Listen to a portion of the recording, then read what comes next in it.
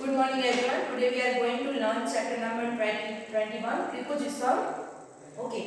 So last lecture में हमने compound preposition में begin तक देखा था. So now today we learn outside preposition. So compound preposition में number 2 outside. Outside का मीनिंग क्या? तो आपको सबको बताया कि outside it means बाहर. Okay. तो उसका example I was outside the house. Number 2, I was standing outside. तो यहाँ पे I was outside the house. तो यहाँ पे I मीन्स सब्जेक्ट कौन है? तो हम खुद की बात कर रहे हैं कि मैं हाउस के बाहर खड़ा था, और इसमें मैं बाहर था और इसमें मैं बाहर खड़ा हुआ था. तो यहाँ पे दोनों फॉर्म में इस तरह से हम आउटसाइड बाहर की तरफ के लिए यूज कर सकते हैं. Next preposition this side.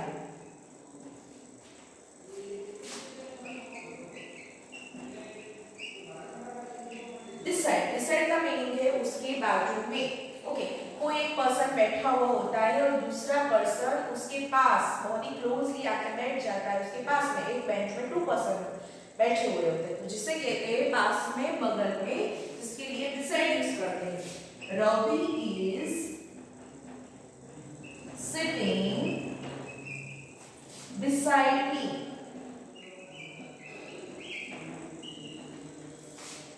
Next, go and sit beside your brother.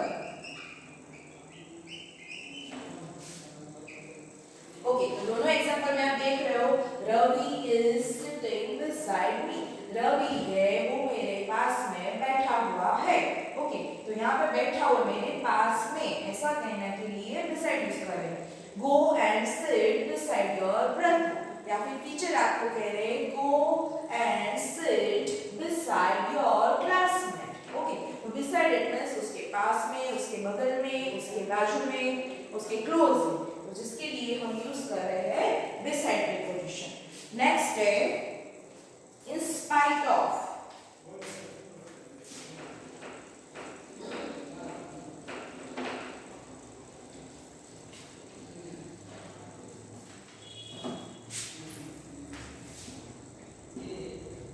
Sorry, number 4.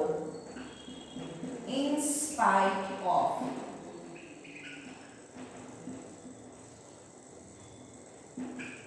Raju went out to play in spite of being warned. Second example, Raju is going to play in spite of heavy rains. यहाँ पे आपका preposition है in spite of. in spite of क्या? तो जब भी हम कोई पर्सन को कोई सजेशन दे रहे हैं, लेकिन उसके बावजूद भी वो हमारे अपोजिशन में जा रहा है, हम उसे कुछ अच्छा करने के लिए कह रहे हैं, लेकिन वो उसके अपोजिट जाकर, हमारे अगेंस्ट जाकर कुछ ऐसा कार्य कर रहा है जिसके लिए हम यूज कर रहे हैं इन spite of. Okay. Raju went out to play in spite of being warned. तो इस सेंटेंस में आपको कहा है कि Raju went to play. Raju है वो प्ले करने के लिए गया, खेलने के लिए गया. in spite of, उसके बावजूद भी कि being warned, हमने उसे वार्न किया था, हमने उसको चेतावनी दी थी, उसके बावजूद. in spite of का मीनिंग क्या होता है? उसके बावजूद भी हमारे अगेंस्ट होकर वो गया. तो जब भी कोई पर्सन अगेंस्ट होकर जा रहा है, उसके बदले, उसके बावजूद भी वो कर रहा है, तो उसके लिए हम यूज कर रहे हैं इस method. Second, Raju is going to play in spite of heavy rains. यहाँ पे दोनों में थोड़ी थोड़ी सी सिमिलरिटी है कि राजू है इज गोइंग टू प्ले, वो खेलने के लिए बाहर जा रहा है। क्यों? तो हैवी रेन्स आने की बावजूद भी वे कर रहा है, तो उसे पता नहीं है कि हैवी रेन्स आ रही है तो उसे जाना नहीं चाहिए, लेकिन उसे पता है फिर भी ये एटमॉस्फेयर के अगेंस्ट जाकर और कोई पर्सन का सजेशन दे रहे हैं, उसके अगेंस्ट जाकर ये कर रहा है, तो उसके लिए हम यूज करेंगे इन स्पाइट ऑफ, उसके बावजूद। Number 5 by means of।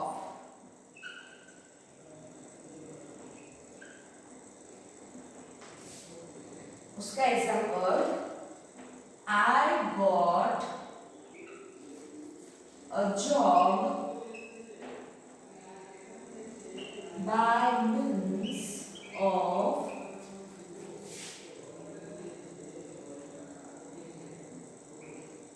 you।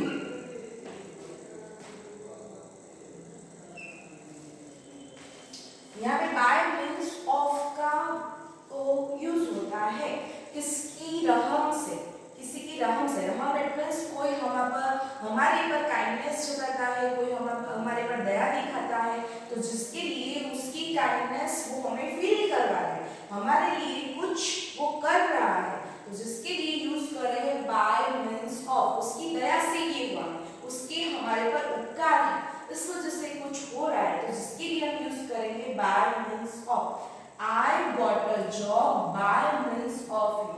I got a job it means मुझे ये जॉब मिल गई, किस वजह से, किसके कारण? तो कोई ऐसा हमारा फ्रेंड है, कोई ऐसा कलीग्स है, या फिर कोई ऐसा रिलेटिव है कि जिसकी रहम से उसने हमारी किसी से जान पहचान करवाई, या फिर उसके कोई ऐसा रिलेटिव है जहाँ पे हमें जॉब पर रखा है, तो उसके साथ से हमें जो मिल रहा है, तो उसके लिए हम यूज करेंगे bye means of you.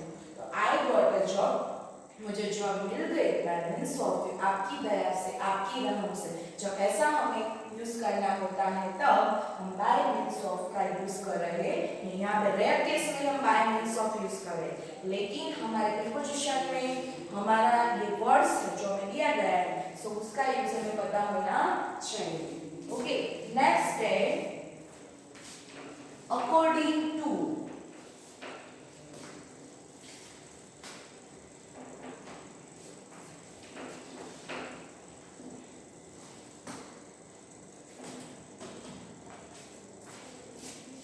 Number 6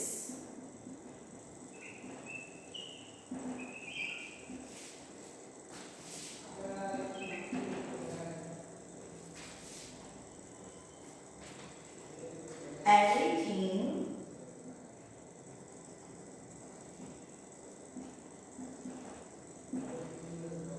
should be according your plan। Number 2, according to the rule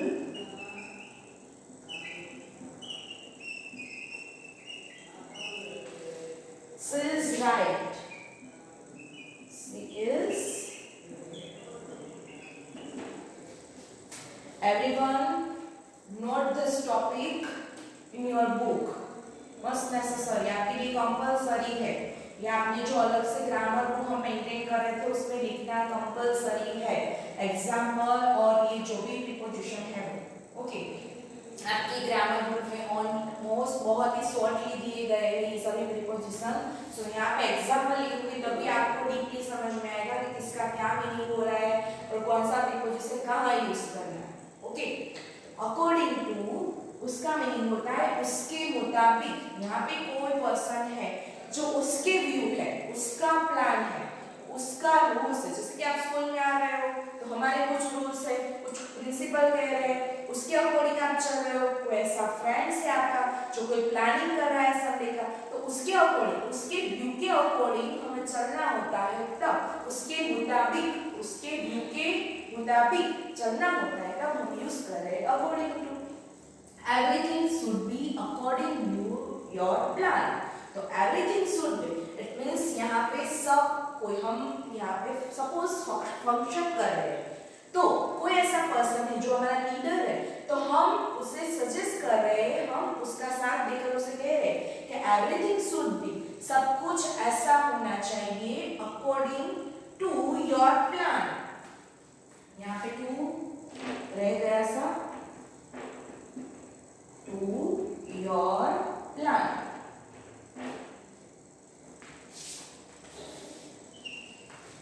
तो सब कुछ तुम्हारे प्लान के मुताबिक होना चाहिए. या फिर प्रिंसिपल है कोई स्कूल के लीडर को ऑर्डर करे कि सब कुछ तुम्हारे प्लान के अकॉर्डिंग होना चाहिए. तो होना चाहिए तो शुड बी ओके और जिसके लिए उसके साथ उसके मुताबिक उसके प्लान के अकॉर्डिंग होना चाहिए जिसके लिए यूज कर रहे हैं हम according to.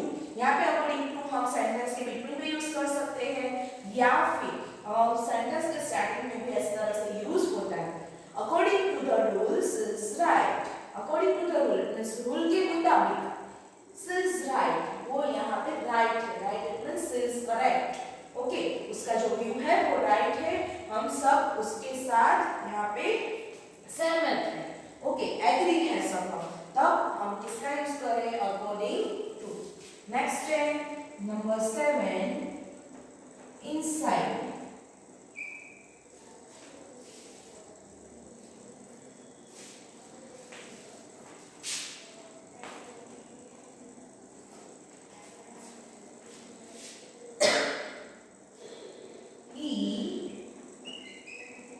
Looked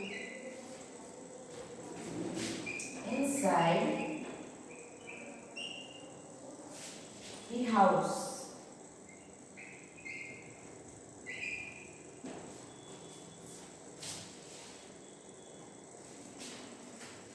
What is inside the computer?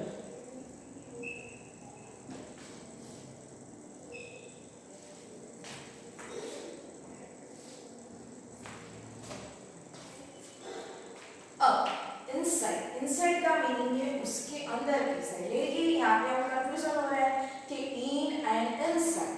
तो इन इट मींस यहाँ पे जो भी कोई थिंग्स है तो उसके अंदर है वो यहाँ पे स्टेबल है. ओके तो उसके स्टेबल है तो जिसके लिए हम यूज करें जैसे कि the boys are in the classroom. तो बॉयज है वो क्लासरूम के अंदर है उसके बारे में जब हम बात कर रहे हैं वो वहां पे प्लेस पर बैठा हुआ है तब हम इन यूज करें. लेकिन इनसाइड क्या तो इनसाइड ऐसी थिंग्स है कि कोई पर्सन है कोई ऐसी थिंग्स है जो यहाँ पे कमरे में टिकी हुई है वहां से बाहर नहीं निकल रही है कोई बंद आकृति जिसके हम कह रहे हैं जैसे कि he looked inside the house.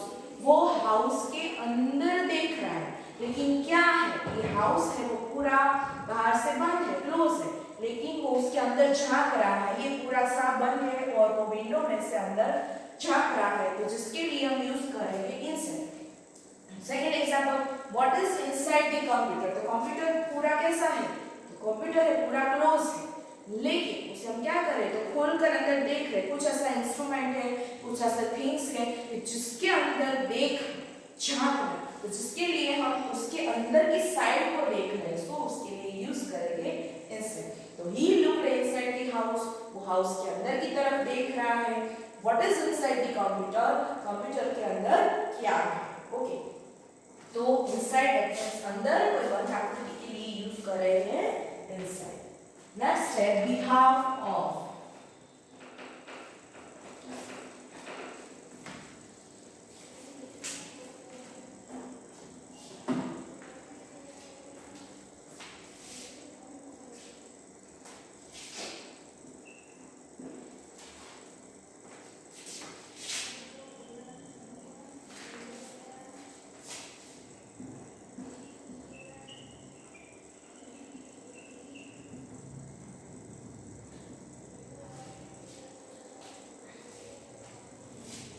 Example, I work on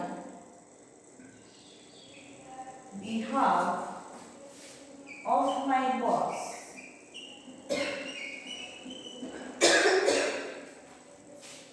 Number 2, I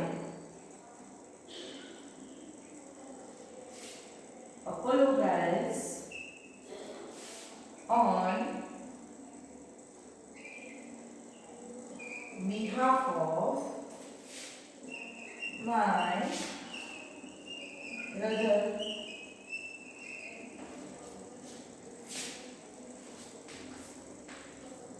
On behalf of, जब आप कोई पर्सन के बदले कुछ ऐसा कर रहे हो उसकी जगह पे या फिर उसकी तरफ से कोई आप किसी को प्रेजेंट दे रहे हो, बर्थडे पार्टी में जा रहे हो, सपोज इनविटेशन आपको मिला या फिर उसके बदले आ जा रहा है आपका कोई भाई या फिर आपके कोई पेरेंट्स या फिर कोई ऐसा कजिन्स आपके बदले उसको दे रहा है, तो उसकी तरफ से आपको क्या करना है, तो उसकी तरफ से मैं आपको गिफ्ट दे रहा हूँ, ऐसा जब आपको कहना है तब आप यूज करोगे ऑन बिहाफ ऑफ। यहाँ पे एग्जाम्पल देखो, आपको पता चल जाएगा।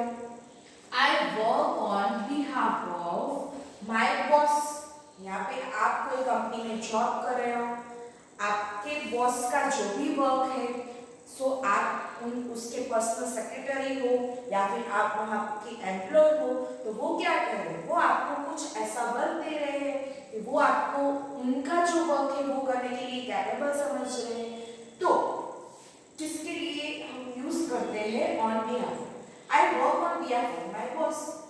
मैं वर्क कर रहा हूँ किसके वती, किसकी तरफ से, तो on behalf of my boss, मेरे बॉस के वती। इट मींस ये वर्क है वो है फैक्ट में बॉस का है, लेकिन कर रहा कौन हूँ, मैं। तो यहाँ पे मैं किसकी तरफ से, किसके वती में कर रहा हूँ, on behalf of my boss, मेरे बॉस के वती में कर रहा हूँ। I apologize on behalf of my brother. Apologize means क्या, तो किसी से माफी मांगना। आपका कोई भाई है छोटा सा, उसने गलती से कोई मिस्टेक कर दी है, लेकिन उसे पता नहीं चलता कि मेरी गलती के मिस्टेक की, यहाँ पे उसे क्या करनी चाहिए, माफी मांगनी चाहिए सामने वाले पर्सन से। तो उसके बदले आप बड़े भाई के बदले रिस्पॉन्सिबिलिटी मांगनी मांगते हो, तो आप क्या कह रहे हो सामने वाले पर्सन को, I apologize on behalf of my brother. किसी ने कुछ तोड़ फोड़ दिया है आपके छोटे भाई ने, तो उसके बदले आप माफी मांग रहे हो, तो उसके वती, उसके तरफ से, उसके बदले मैं ये कर रहा हूँ, तो I apologize on behalf of my brother, मैं यहाँ पे माफी मांग रहा हूँ मेरे भाई की तरफ से। इट मींस वो नहीं मांग रहे, लेकिन उसकी तरफ से मैं आपसे माफी मांग रहा हूँ। यहाँ पे बॉस वर्क नहीं कर रहा है, लेकिन बॉस की तरफ से मैं ये वर्क कंप्लीट कर रहा हूँ। ओके, तो उसकी तरफ से, उसके वती मैं ये कुछ कर रहा हूँ, ऐसा कहना होता है, तब हम प्रीपोजिशन यूज कर रहे हैं on behalf of. Next preposition into।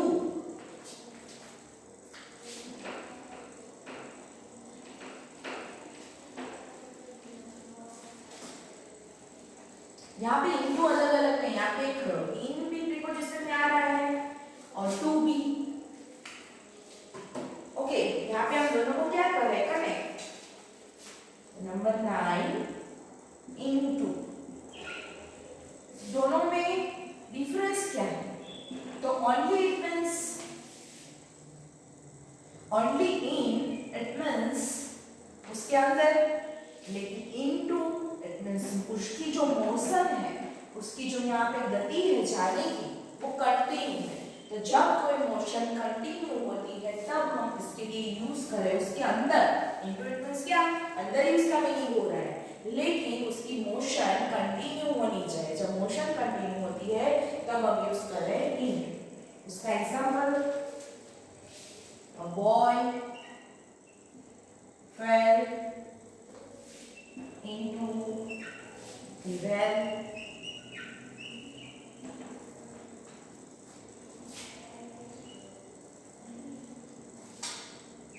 She went into the room.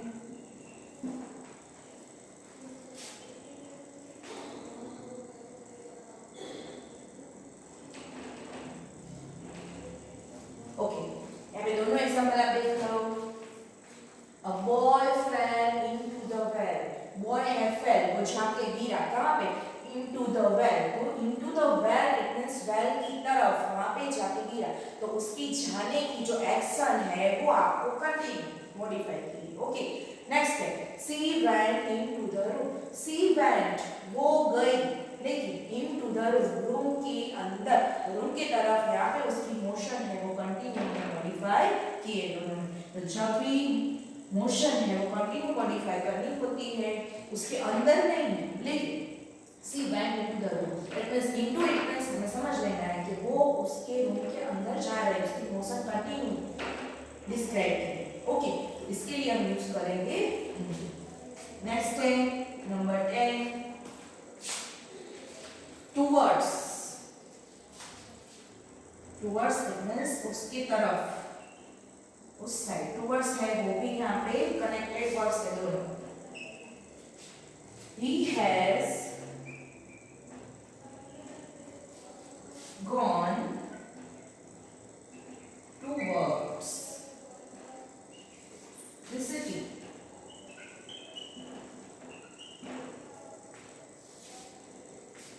okay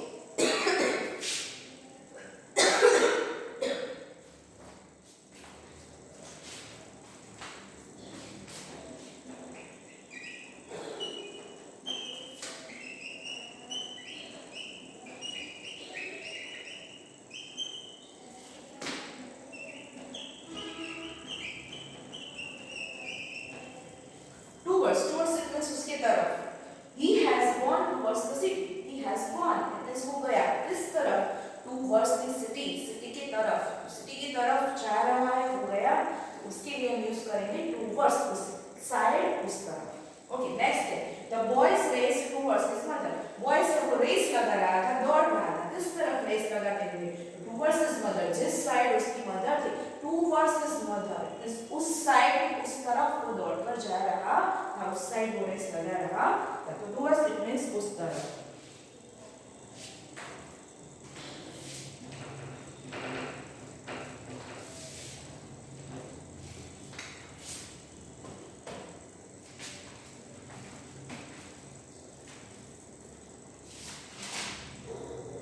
next है next to.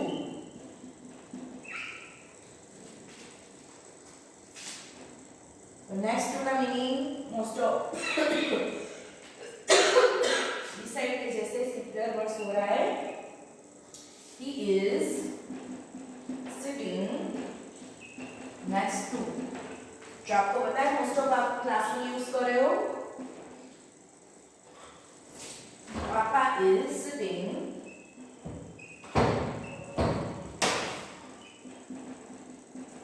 next to Dia।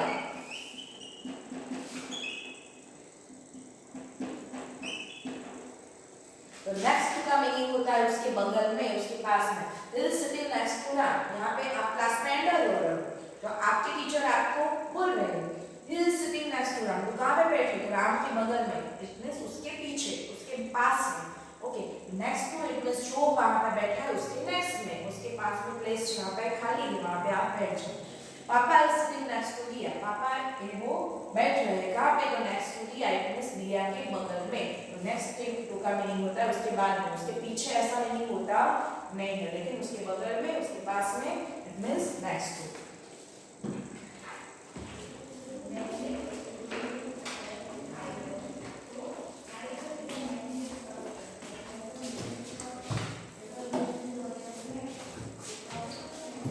Next number 12 and last preposition यहाँ पे कंप्लीट कर रहे हो नियर।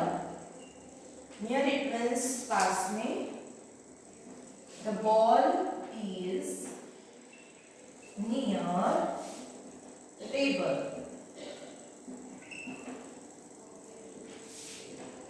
नेक्स्ट है द कार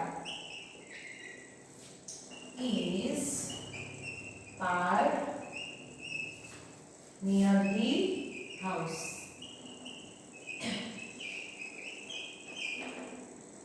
तो यहाँ पे एक प्लेस एक जो थिंग्स है उसका दूसरे थिंग से थोड़ा सा डिस्टेंस है तो उसके लिए हम यूज कर रहे हैं near. The ball is near the table. Ball है वो बहुत ही किसके पास है टेबल के एकदम पास है उसके क्लोज है।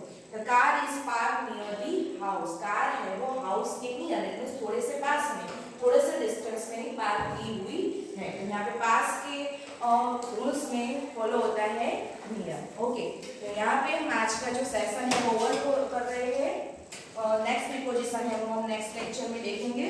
सो goodbye, have a nice day.